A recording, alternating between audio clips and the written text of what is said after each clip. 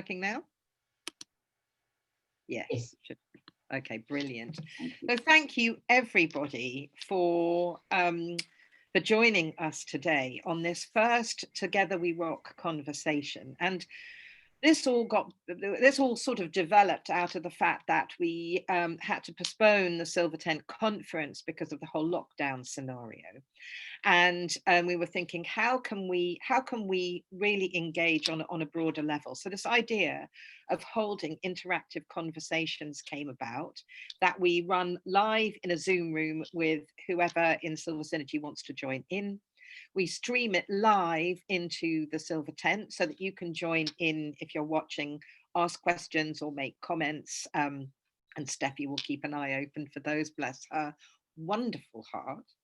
And then if everybody agrees at the end of the call, then it will go up onto Silver Tent TV on the YouTube channel. And we'll be exploring topics such as, well, obviously today's, which is about grief and grieving well, and a particularly poignant moment for us to be having this conversation, which I'll explain in a moment. But we'll also be looking at things like addiction, how we deal with addiction, can we get out of addiction, that kind of thing, and a whole host of other conversations that I really feel will be incredibly beneficial and fascinating and valuable to all of us.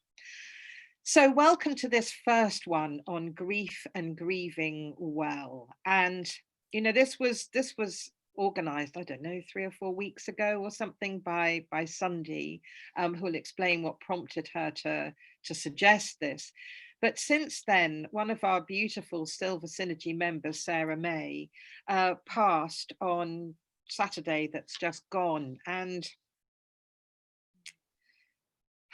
she was incredibly, or is incredibly precious to most of us. Her energy, her smile, something absolutely amazing about Sarah May. And so it was quite a challenge to decide, do we carry on in this, like we're really raw from this grief, and I felt, yes, it felt like the perfect time. So if we all burst into tears, please, you know, just recognize that's where we are right now. And actually I'd like to just suggest that just while we ground, that we just take a moment for all of us to close our eyes and connect with our hearts and really just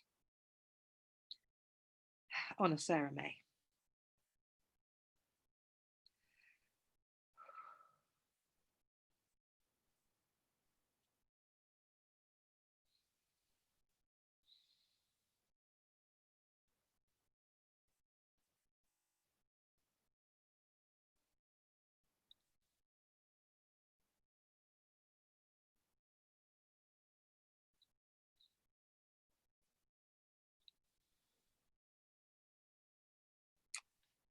Thank you.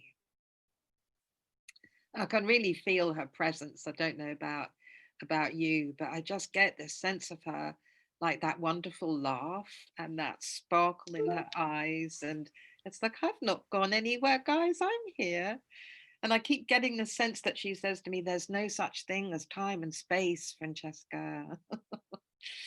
So yeah, so I want to hand over to Sundy, because it was because of Sundy's prompting that this came about. And Sundy, if you'd like to share what prompted you, and then let's just see where the conversation wants to go and who wants to talk about the grief that they might be holding right now. And yeah, let's just see where it goes organically. Thank you, Sundy. Thanks, Fran. Yeah, a bit wobbly after that about Sarah. I had quite a close, a very swift, strong connection with her, and was part of her team that were around her as she went through the last 9 months. I felt very blessed to have had that with her. And it's been a year of grieving for me, and recognising that aspect of myself. So when I was in the cauldron calls that we have, it somehow magically Rose Diamond came into my life, and she's created this amazing set of resources around what she calls sitting with death and choosing life. And as one of us is in here as well, who's on that sort of journey alongside of Rose. And Rose has got this big vision of rolling out her work, gathering facilitators in to deliver her material, but also to bring their own flavour of their own facilitation skills and experience around it all. And it felt like something that I really, through the work that I do with grieving parents who are estranged from their adult children, it felt like a really useful resource for me in my work. And also it touched me very deeply personally and got me to see actually that I thought I was good at grieving well, and actually there was bits that were missing, and I've learnt more about my process and more about when I've missed opportunities to grieve. So then, because I'm a Synergy member, it really occurred to me that there was lots of us in here who work in association with end of life stuff. And so I was inspired to say to you, like, can we get a group of us gathered together so that we can collaborate together and be a useful resource in the Women of the Silver Tent, ourselves and our wider communities and families, and pool this aspect of what it is to go through grieving, loss, death, end of life preparation, because I know that there's people that work in that. Sarah herself was a celebrant. She was a funeral celebrant. So this sort of like inspired me to think, and because I was working closely with Sarah or connected closely with Sarah, the whole thing about grief. And then, of course, COVID came in and people are losing lifestyles. We're losing all sorts of things we're losing family members to the virus itself. So it seemed timely that, and all this sort of now I'm talking about it, just seems to have all weaved together. And also, for somebody who's quite emotional and quite who would actually say I'm good at expressing my feelings, I realised through this journey and through the last few years of my own losses that have accumulated, especially through menopause, it seemed to hit me like a brick, all the things that I haven't grieved for. And that has taken me right back into my childhood to look at the first time somebody broke all my childhood toys, and I was distraught and took them to my mum, and she just said, oh well, never mind, and no acknowledgement of the pain that I felt, and so I see that for me, my own particular grief journey has been thinking that I was grieving, but actually I wasn't. And then when I was hit like a tsunami with my children rejecting me and estranging me, the pain of that, it was like all the pains from all the years of like suddenly were roaring in, and like I just fell apart and went into this void, which sounds dreadful, but actually being in that void, then it was such a place for me to find my true essence. I felt really grounded. And this choosing life that Rose talks about, I really get that. It's almost like grief and loss, and that is like the portal to step in to more of my fullness, to step into a new version of me, to step into really adulthood, and so I can be a resource in the world rather than not. I don't know, it's hard to explain, and everybody's story is different, everybody's grief process is different, but I'm really keen on connecting with others who are facilitators, pulling us all together and seeing how we can be of service and share our elder woman wisdom around grief, loss, death, dying, and choosing life. Beautiful. Thank you, Sundy. And I'm seeing Annie put her hand up, and I'm guessing you wanted to talk. So over to you, Annie. Thank you, Sundy. Thank you. No, I'm used to being on calls where if you like what someone's saying, you go like that, because it means that you're then reaffirming and reassuring, and just, it's just another way of communicating and giving people feedback without having to say anything. Yeah, thank you, Sundy, for that. Yeah, it's a very strange time, isn't it? It's a time of complete opportunity for rebirth, but in order to rebirth, we have to really face our demons, and we have to face our real dark stuff that we've kept in the cupboard. Not, and grief, as Sunday said, like with when she was, realizing when she was little, our society is so, I was going to say corrupt, but I didn't mean that, but so restrictive for us. We're taught to be completely enclosed shells. And so our grief doesn't explode until we have a major grief that we then feel really bad that we're absolutely breaking apart. Whereas actually that is Sundy says, that's the journey, that's the opening into potential life and really deep potential love. So we have to break our hearts open in order for the light to come in. Yeah. I have a question, and thank you so much for that, Annie. I just wondered if anybody or everybody would like to share what they mean by grieving well, because I'm almost getting a sense of like, I could do it better. Am I doing it good enough? Am I a good enough griever? And so what does it mean to grieve well? What is that? Yeah, Trisha.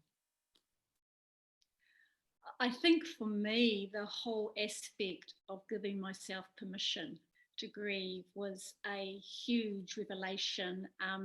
Some of you would have been aware that I did something quite brave in August, and I actually every day posted a snippet of my grief journey, and I got quite halfway through and wondered what on earth I was thinking to bring that on, because it just stirred up so much unresolved grief. I mean, obviously and the file's actually in the Silver Tent called Giving Yourself Permission to Grieve. If anybody wants to look at it, it's the 31 days in August that I diligently every day spoke of basically my experience around death and divorce and diagnosis and disappointment, disconnection. I call it the 7 Ds of grief.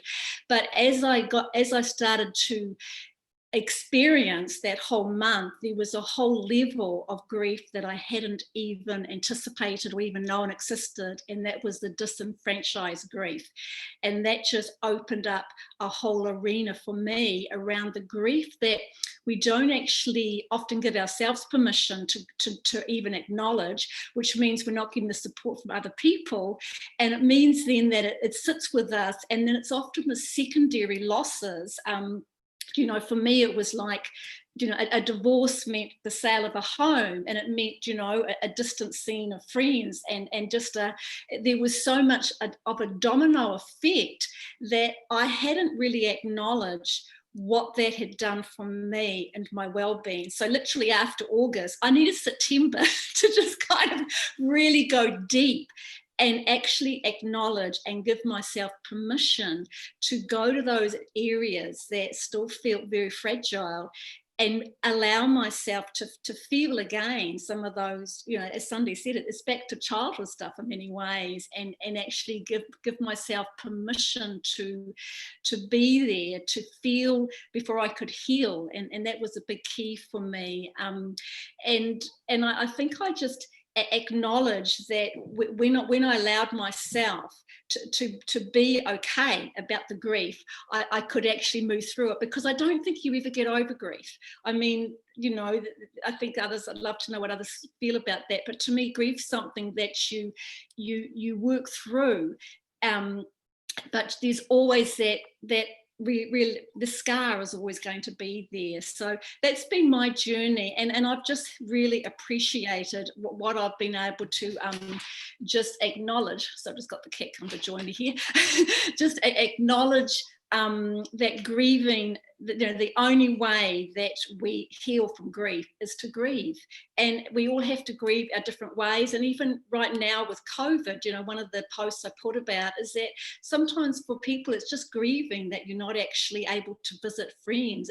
It's grieving the fact that you have missed out on travel and not feel guilty about that, because that's a loss. Grief is all about loss. And when we can acknowledge, hey, it's not about comparing who's got the biggest grief. It's actually just allowing it to be real. And when we do that, for me, okay, I'm going to personalize that, when I allowed it to be real, and even all the secondary, the domino effect of what was happening in my life 3 years ago, it kind of allowed that freedom to then come. And that's where I'm at now. And that feels really positive to be there. Beautiful. Thank you so much for sharing that, Trish. And you said that the videos are available in the file section, are they? Yeah, actually, no, the videos are some of them that are on the Silver Tent, but I've made a PDF file of all the posts, so it's in the file section, just called "Giving Yourself Permission to Grieve." So yeah. Fantastic. Thank you so much. And I keep being drawn back to Sarah May, and so I just wanted to open it up to really, like, what can we do as a community to grieve as best we can, to grieve well around Sarah right now? And there'll be quite a lot of people, I would think, in the Silver Tent who also know Sarah, even though she chose to only be in Synergy for quite a long time. But yes, I would love to open that up. How do we grieve well around Sarah? Yes, Annie. I've been thinking about this, and I'm not saying that my way is necessarily right, but I would like to sort of like maybe suggest having like a grief ceremony, a grief circle, an honouring of her, but where we actually would hold sacred space, where we call her in, it could be, I mean, she's going to be around for some time. I always have a belief that people don't go at least till after their funerals, and she might need some help, but I don't think she will. I think she's done the work she needs.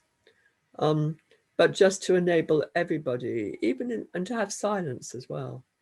I think to have silence, to have reflection, to have our memories, our personal memories, and to have some sharing, and to enable people.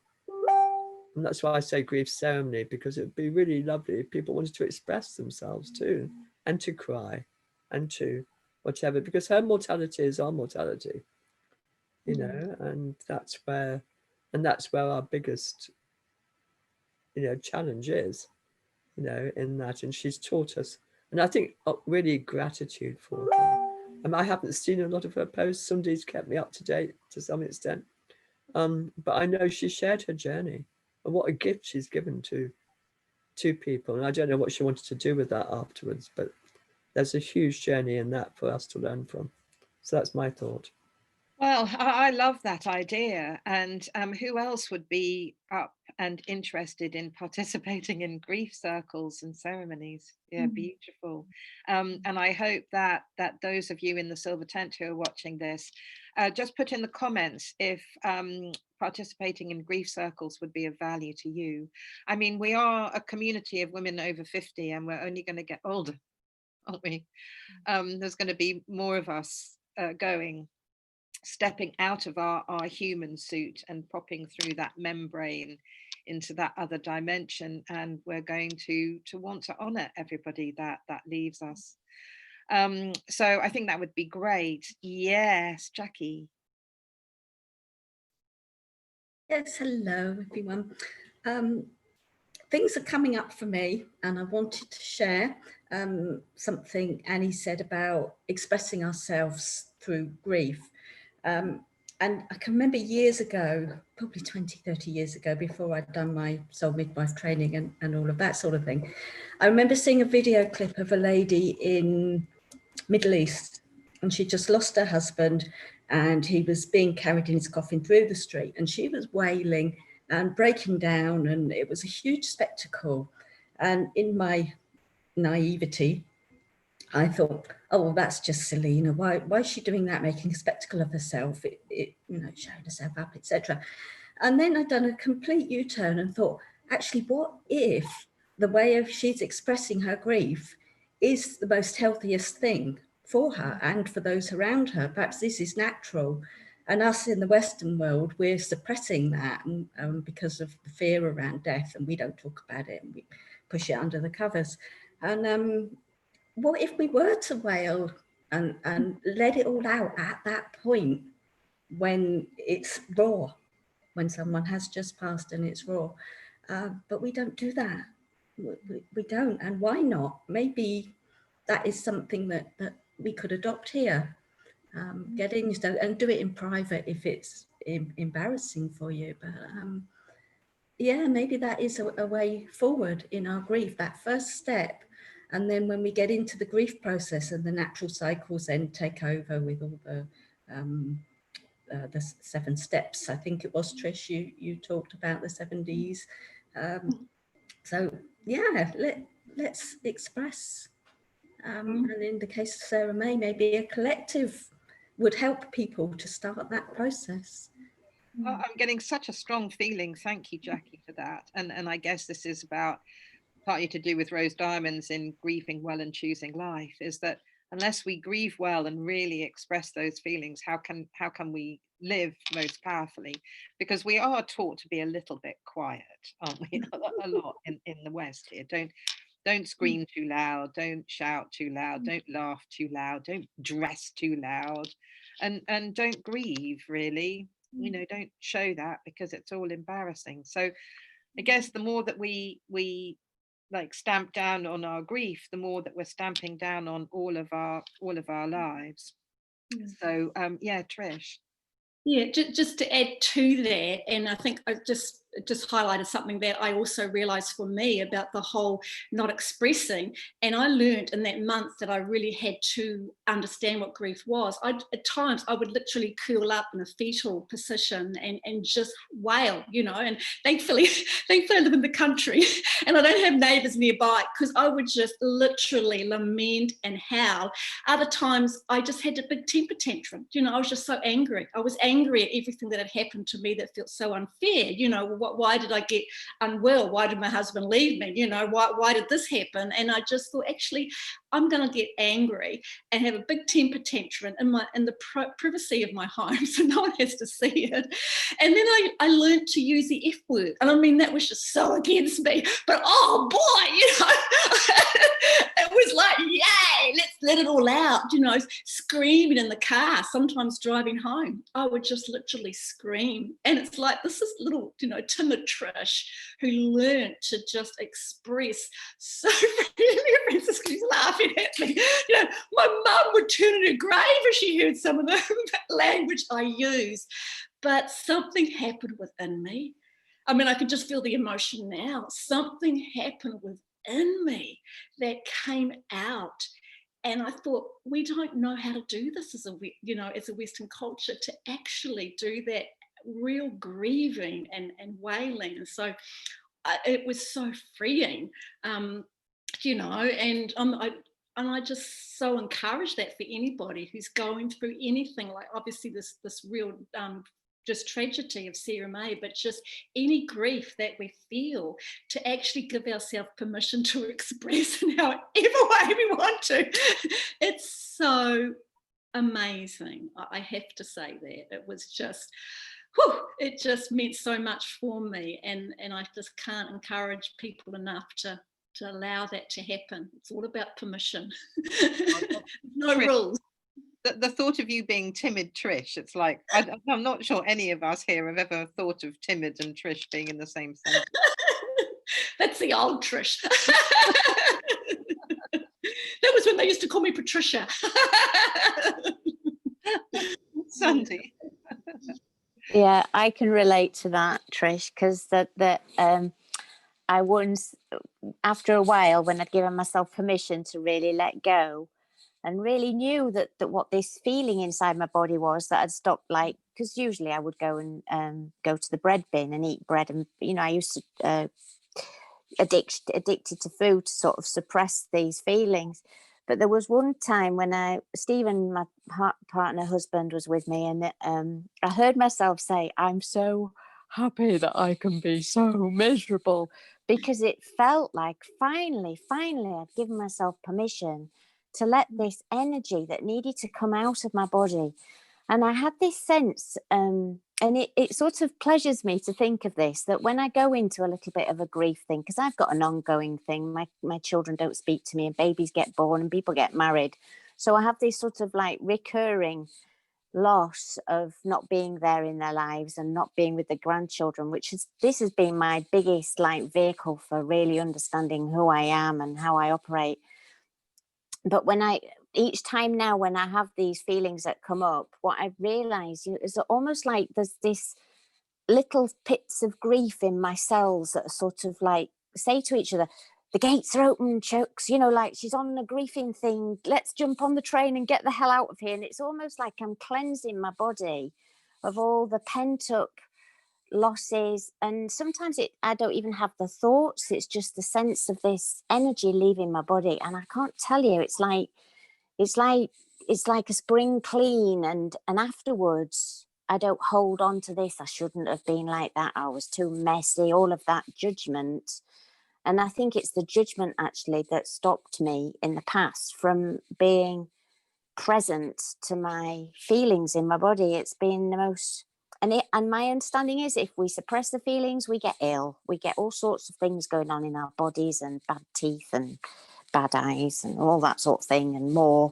So I think it's really healthy. And it's where we do it, how we do it, who we do it with. You know, that there's places where people who can really hold you, people who haven't dealt with their own grief tend to be reactive and try to give you a tissue or shut you up or comfort you when actually all you just need is somebody to be present. Holding space is that thing. And, you know, finding people like that transformed my life. I'd always take my grief to other people who, family mainly, who judged and didn't do it themselves and got reactive. And there isn't a way, you know, we all do it in a different way. And to be fair with you, you know, and I speak of this because I put a picture of a hat in Synergy, just the picture of the hat. And the little judgy voice came in and said, some people won't like that. Some people think it's not the right way to, and it, you know, and it's my way to grieve.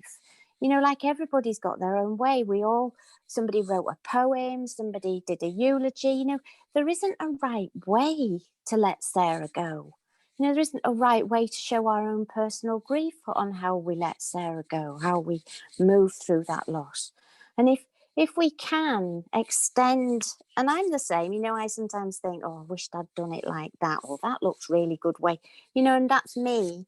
But I don't think I'm alone in that sort of measuring myself by other people's ways.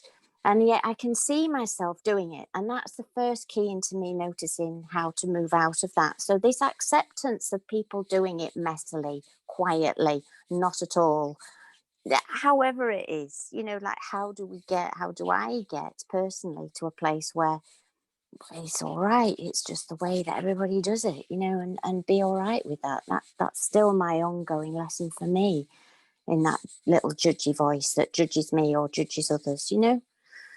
It's a big block to being connective and collaborative as well. If I extend it out to, you know, we're all sort of a bit fearful of, well, I'm a bit fearful of how I might be perceived and received. Yeah, thank you. That felt really releasing to let that go. So we'll go to Lorna now, who had her hand up. But Jules, I'm also aware that you've got yours, and that looked like Diane too. Oh, so go Lorna. Thank you. Yeah, I love the word keening. I was brought up with the word keening, actually, although on the other side, I remember being slapped for being hysterical when my grandfather died as that child. And a few of you know I've got a book out recently, and my mother has now said I lied in the book because she didn't thrash me when I was 3. Anyway, that's another thing. But the grieving for me, Sunday, I actually echo everything you say, and I didn't really know Sarah that well. I remember following her from her, you know, when she was doing her training for the celebrant stuff, and that's when I started following her posts. And I was at the cafe with Annie and I think it was Nick and Mariana there, you know, when we did the death cafe thing, and because I liked that, I really liked the thought of that death cafe, and because I too suppressed everything, and you're spot on, something about the body, and I'm just getting fitter and healthier as I'm getting older, and I realised a long time ago how much grief I had still suppressed in the cells and in my body, and I'm still releasing that from wherever. I don't actually sit and try and analyse now where that's coming from. I'll do that screaming and shouting. I go up the hills and I'll just primal screaming. I just do that, and that works for me. I know that I'm getting rid of something out of my body. It doesn't really, I don't even need to give it words of what it is. I know it's something. And yesterday I'd seen the post about Sarah on Saturday night, and I had a wee cry, and then I felt guilty about crying because I thought, well, I didn't really know her, and it was just like, it's like the collective grief. I thought, I'm picking up others grieving over this lovely soul, and you know, because we're in this group together, so we are connected, and I could feel that collective grief coming up. And even my daughter, who doesn't even know, I mean, she's only 29, and she's told me that for 2 days she's been in the fetal position, crying, just crying, and she doesn't know why. And of course, she's trying to get into her mind, why am I doing this? I don't know why I'm doing this. She's trying to grab at everything around her, and I'm like, just cry, it's fine, because she's in her menstrual time, and it's like she's going, you know, she's trying to work with the moon and all that, and I'm like, yeah, that, you know, we weren't taught about things. Well, I wasn't taught about that lunar times to grieve as well for anything that was going on in my life. And personally, I just bawl and cry now, and I don't give a shit, excuse my French, for what anybody else feels about that or thinks about that. It's just like, just let me be. I'm having a moment, and it's okay. And just, you know, F off if you're not happy about that, because that you're uncomfortable in your own stuff that's coming up. That's, you know, it's fine. But I love the thing about holding space and being there and having a celebratory grief. I've been watching myself while a few of you have been talking and going, no, I'm not sure about that, but you know, like Trish said something there, but I'm open to go and look at that, because part of me wants to change the word grief, because I'm all about changing language around everything. So I'm all about changing that and back to that celebrating somebody's life, but yes, allowing the tears to come out. Anyway, shut up now, it's all rubble on. Thank you for listening. It's just great, Lorna. You've just so captured this image of the wild, wonderful and wise elder woman, and I can just see more and more of us like going out into the hills and just screaming because the energy needs to come out, right? And I just love that imagery that came to mind. And I'm walking along the beach later, and it's windy, and there won't be many people there because Wales is in lockdown, and I can scream. So thank you for that. So Jules, you had your hand up at a moment ago. Okay, yeah, thank you. Everything that's been said all go into the pot. Wonderful. My background is supportive around grief and loss and death, and not to go into too much detail, the infinitesimal losses, as Sundy said about when you were a child and you lost your toys. I did it with my son. He had a little trike, and we had it in the back. We had a terraced house, big terraced house with a big backyard with a back gate, and he used to go out the back gate on this trike, and it got too small for him, but it landed in the backyard, and our back gate was open, and this little toddler from up the road came and took his trike out of the yard and started going up and down out the back on the trike, and my son was mortified, and he came running in. He said, "This little boy's stolen my trike." And I said, "But you are like double the size of him, and it's way too small for you. What about we let the little boy have the trike rather than having it just sat in the yard?" And me thinking I'm being all compassionate and generous, and my son was mortified, and he cried, and I was kind of pushed to like, am I bringing up this selfish child? And in my mistake, I made him go through with the gift to the child, not honouring my own son's grief. It was my projection. What kind of a kid am I bringing up that he's got no compassion for this child? I'll make him have compassion. Big mistake. And we talk about it now, and he says, you know, I remember that. And he said, my little trike, you know, and he'll still say it. So we do things, and in our willingness to do the right thing, and quite often doing the right thing is the wrong thing, isn't it? For me, the main thing for me is not just the death, it's the acknowledgement that of all the losses that we endure through our lives. So say, for instance, a job. A guy with a job, he's got a lovely home, he's got a nice family, and for whatever reason, the circumstances of his job change through no fault of his own. He ends up in financial dire straits. He loses his house. But what they also lose is all the unintended consequences of that, which can be loss of status. It can be loss of pride. It can be loss of purpose. There are so many other losses that can accompany events or traumatic events in our lives. It's the sometimes unrecognized losses that occur. These are the ones often for me that are not recognized, and they accumulate. So the actual loss itself, say the loss of the job, is up clear and personal, and people can get a lot of support for that. But then the other losses that go along with it sometimes might not come for 6 months, 12 months down the line. It's at that point that people don't then realize that that is still part of the grieving process from the initial event. So it's a matrix of losses that can occur, and it's a length of time where one of these losses suddenly can just pop up and cause a reoccurrence of the original grief from the original event. And often people don't realize that they are connected.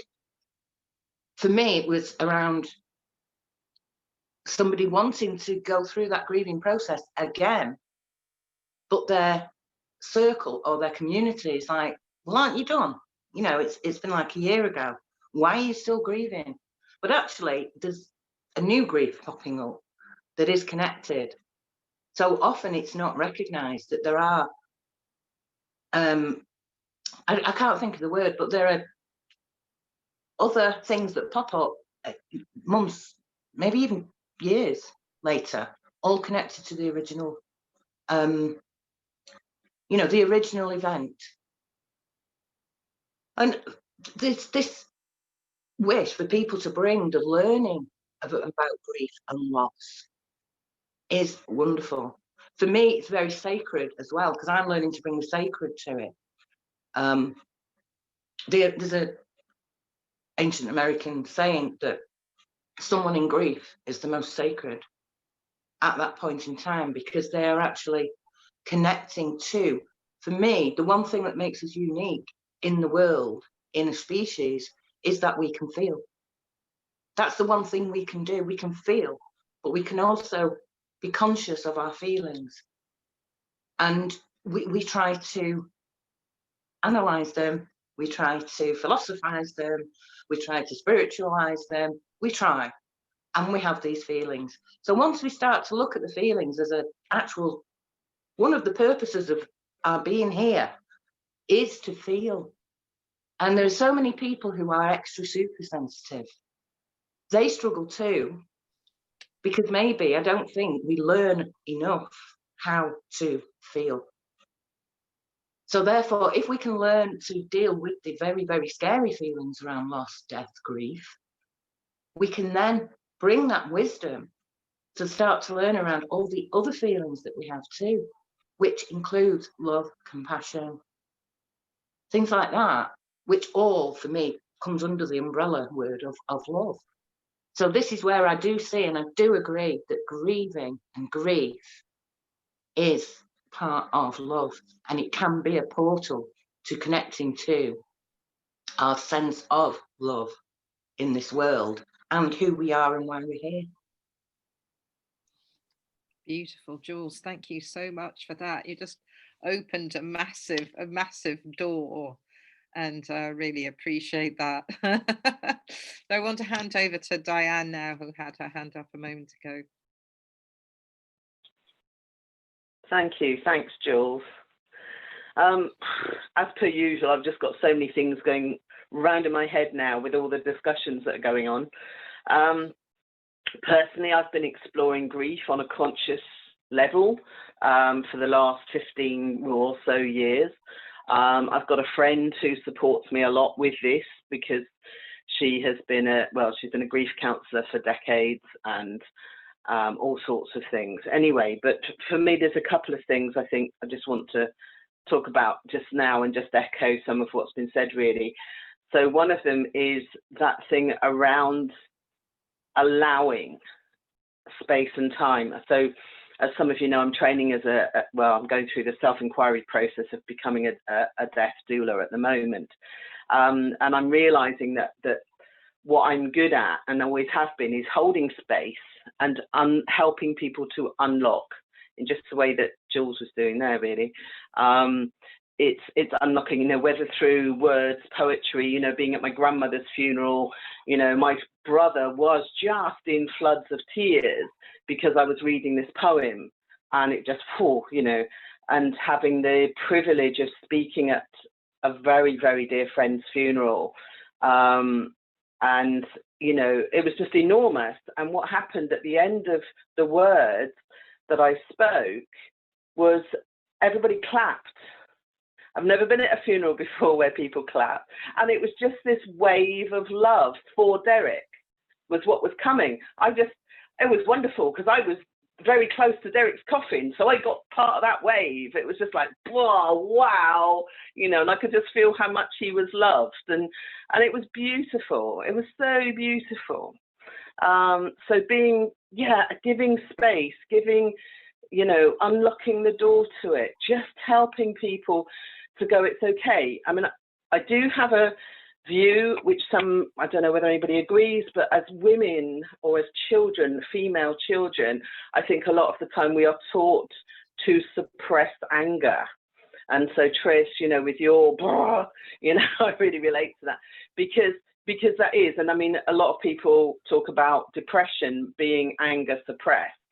And so, you know, there's stuff around that. There's so many things here, as I say. But one thing about Sarah May, our darling Sarah May, is how she carried the whole thing. And I do see her with this lantern lighting away, which is beautiful. And part of it was how she kept bringing in the humor and laughter. She's still, you know, because that is important. You know, any shaman that I've, you know, my favorite person, Angang Kak, probably my favorite person in the world. He's an Eskimo shaman, who some of you may have seen and come across him. And he's gorgeous. And he has this amazing playfulness. And that's part of what this is about, you know. And he stands up going, yes, I'm very tall. And he stands up on his tiptoes because he's about 5'6" tall. I'm very, very tall. I'm very tall, he says. And playing around with all this stuff, as well as going into that deep, deep, deep, whatever it is, shit stuff, you know. And it's just, that's what it is. And anyway, I don't know if I'm making any sense or not. Anyway, that's just some of my thoughts coming up. There we go. Enough already. I love what you're saying about humor, and it just reminded me very quickly of when my dad died in hospital, and my mum and my sister and I, we were there with him. You know, he was on life support system, and then life support, and then they took him off that. And we went from being really weepy to just howling with laughter. I mean, it was just an extraordinary swing to the point where when they took his mask off that had been giving him morphine, it had slightly changed the way that his nose looked like on his face. And you know, they said, stop looking like our dad. And my sister said, that's not him. He's been whisked away by a nurse somewhere, and they've gone off to some desert island to have a lovely few years together, and they put somebody else there, right? And we were crying with laughter. There's that sort of part of us going, oh, I don't think we should be doing this. But it was really a wonderful part of our journey. So thank you, Diane. Catherine, have you been waving at me? Oh, brilliant. Okay, over to you, Catherine.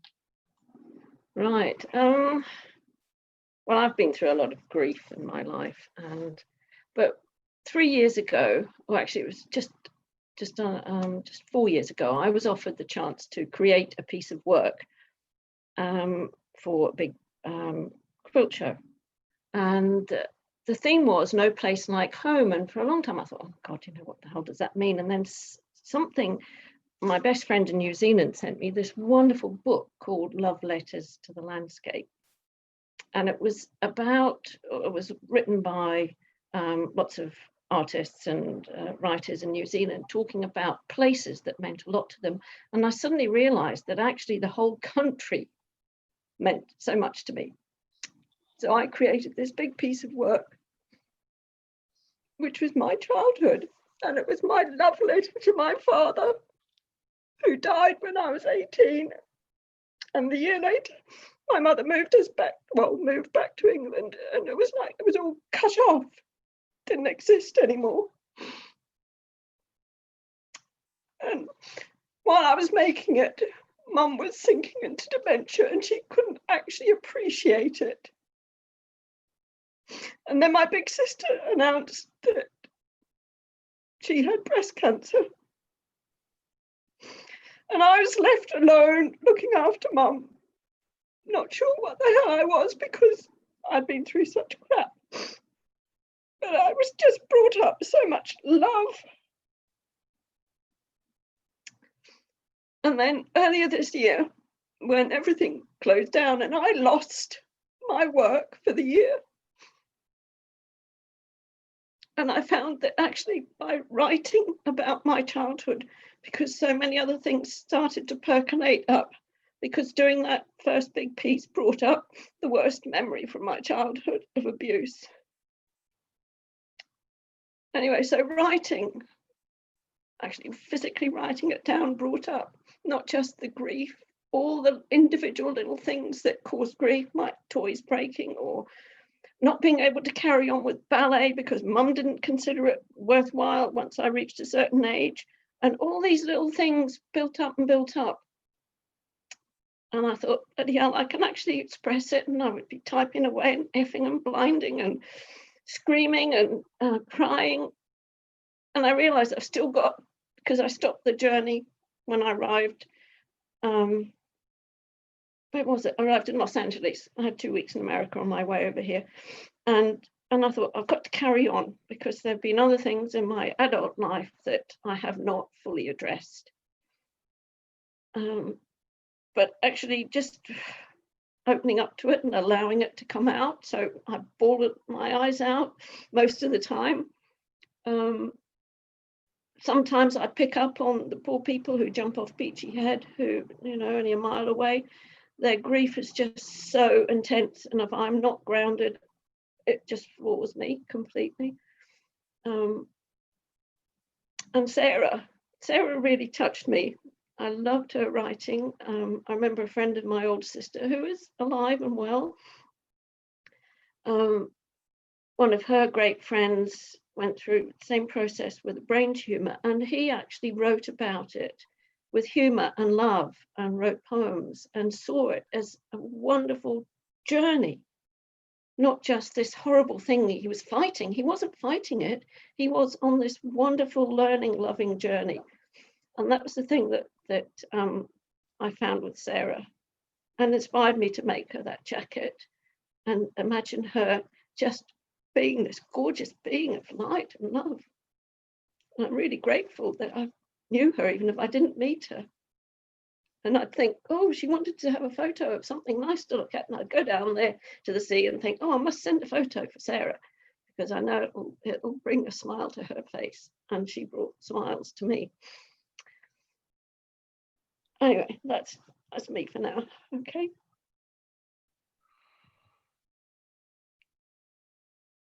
I so want to honour your courage, Catherine. I think we did last time too, didn't we? Thank you so much for sharing. Yeah. Risa, are you wanting to?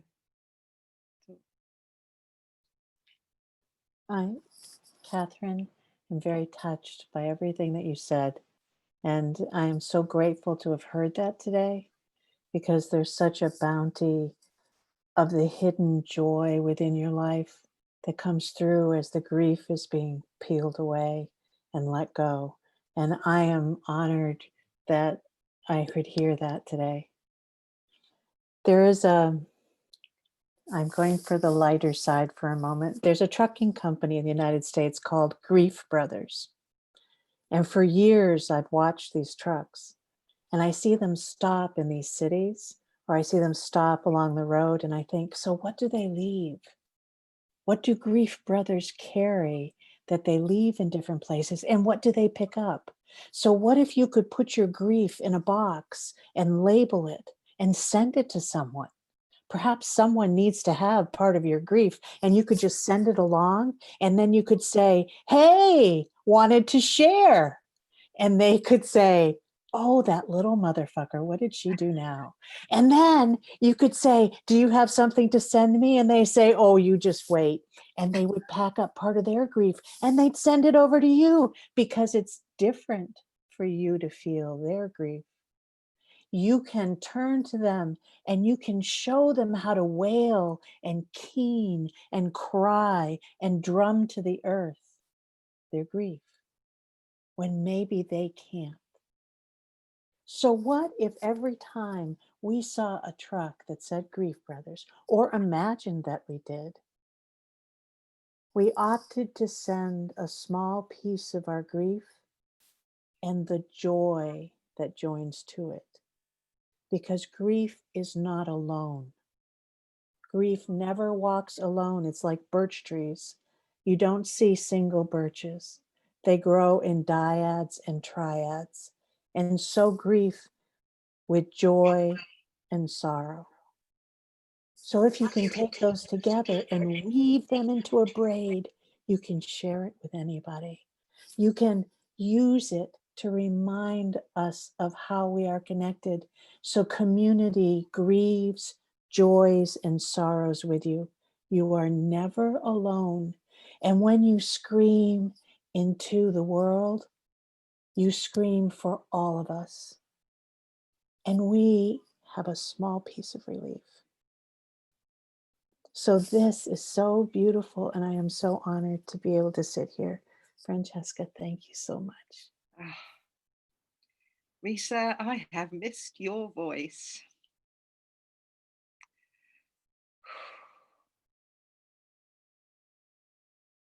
And what you share with us through your voice. And just thinking, we don't need grief brothers. We've got our grief sisters here.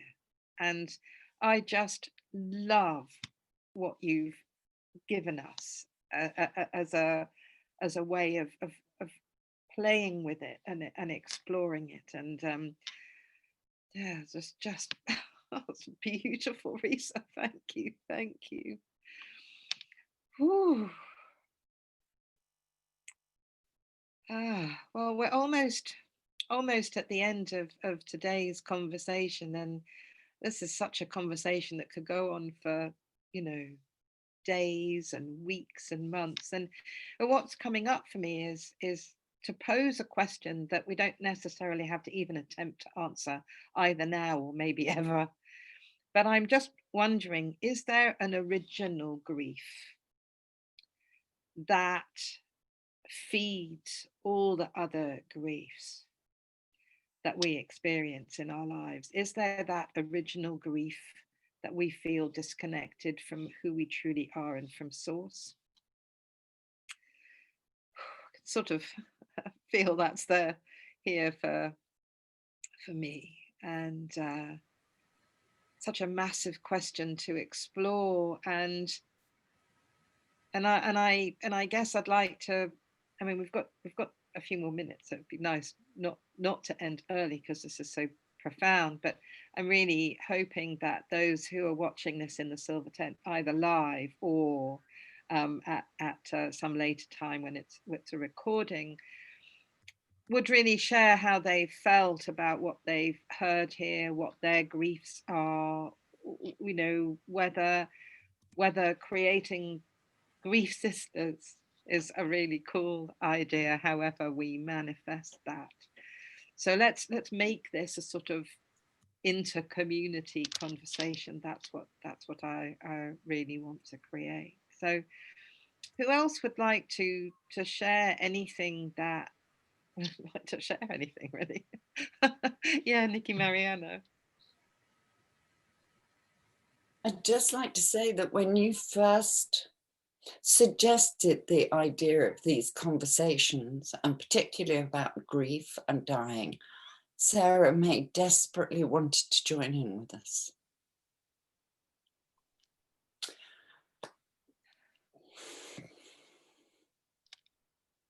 And I just wanted to honour her wish to do that and to give us all her perspective from how close she knew she already was to death. And if she was still alive, she would be absolutely gutted that she wasn't here.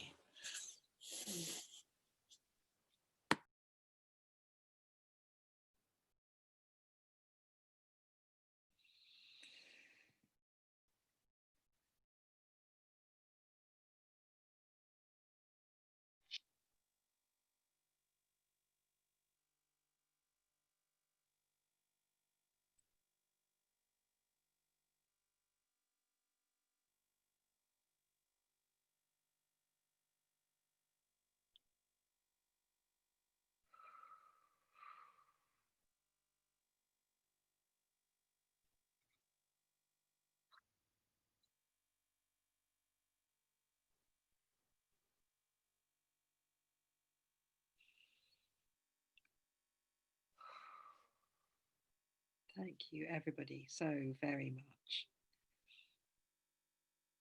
And I don't know about you, but Sarah doesn't feel like she has gone anywhere.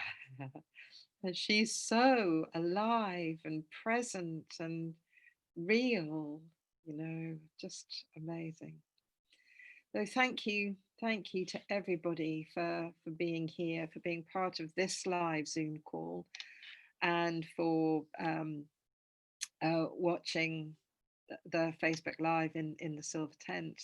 And I'd like to just encourage everybody who's here from Synergy, if you work in the realm of anything that's relevant to this, as a death doula or a grief counselor, or whatever it is just to make sure that Sundy and I have your contact details. Sundy, did you want to add something to that? No. Okay. Let us have your details so that we can let everybody in the Silver Tent know in case they want to reach out to you for any support. And also, I just want to check with you, is everybody okay that this goes up onto Silver Tent TV? Brilliant. Okay. So anybody, again, who works in this realm, then make sure that Sundy and I have your information so we can put that in the information on Silver Tent TV. I'm beginning to burble now. I can feel that this has had such a huge impact. My heart is really, really touched, and thank you to everybody. And I think we might hold another one of these. Yes.